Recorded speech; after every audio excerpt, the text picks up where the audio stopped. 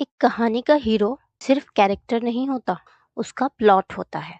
अगर plot week हो तो स्ट्रॉन्ग कैरेक्टर्स भी बोरिंग लगते हैं। Hello friends, welcome back to our English literature series. पिछले एपिसोड में हमने समझा कैरेक्टर एंड कैरेक्टराइजेशन। आज का टॉपिक है प्लॉट एंड स्ट्रक्चर, जो हर स्टोरी, नॉवेल, ड्रामा और फिल्म का बेस होता है। तो सबसे पहले देख लेते हैं व्हाट इज प्लॉट। प्लॉट अगर सिंपल वर्ड्स में हम कहें तो स्टोरी में क्या होता है और किस ऑर्डर में होता है, उसे प्लॉट कहते हैं। प्लॉट सिर्फ इवेंट्स का कलेक्शन नहीं होता, बल्कि इवेंट्स का कनेक्टेड सीक्वेंस होता है।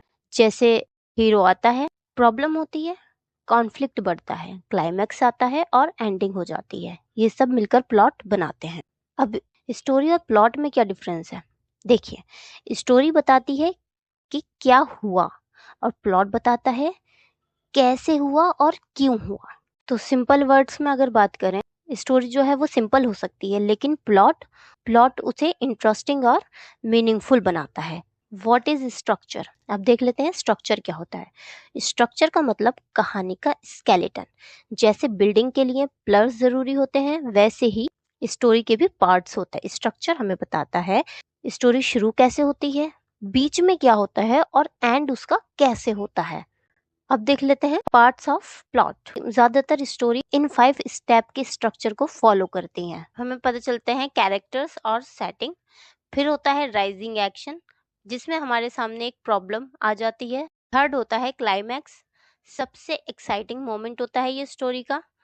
और फिर होता है फॉलिंग एक्शन, जहाँ पर हमारी कहानी की प्रॉब्लम सॉल्व होने लग जाती है। और फिर होता है रेजोल्यूशन, स्टोरी का एंड। मोस्ट स्टोरीज इसी पैटर्न को फॉलो करती हैं। तो बेवुल्फ में अगर हम देखें तो सबसे पहले इंट्रोडक्शन होता है, बेवुल्फ की एंट्री दिखाई जाती है। फिर राइजिंग एक्शन यानी कि ग्रैंडिल की फाइट स्टार्ट हो जाती है। फिर क्लाइमैक्स वहां आता है जब उसका एक फाइनल बैटल होता है मॉन्स्टर के साथ। और फिर रेजोल्यूशन कब होता है? जब पीस और सेक्रीफाइस दिखाया जाता है। इसी से ही कहानी पावरफुल लगती है। अब देख लेते हैं why plot and structure matter.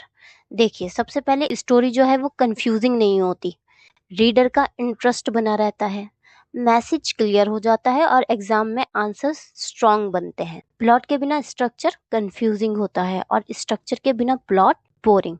दोनों मिलकर स्टोरी को यादगार बनाते हैं। तो याद रखिएगा, प्लॉट का मतलब है स्टोरी के अंदर क्या होता है और स्ट्रक्चर का मतलब होता है कि सब कुछ कैसे होता है। तो दोस्तों, प्लॉट स्टोरी का फ्लो होता है और स्ट्रक्चर उसका फ्रेमवर्क। अगर आपको वीडियो हेल्पफुल लगा हो तो लाइक, शेयर और सब्सक्राइब जरूर करें। मिलते हैं नेक्स्ट एपिसोड में। Thank you.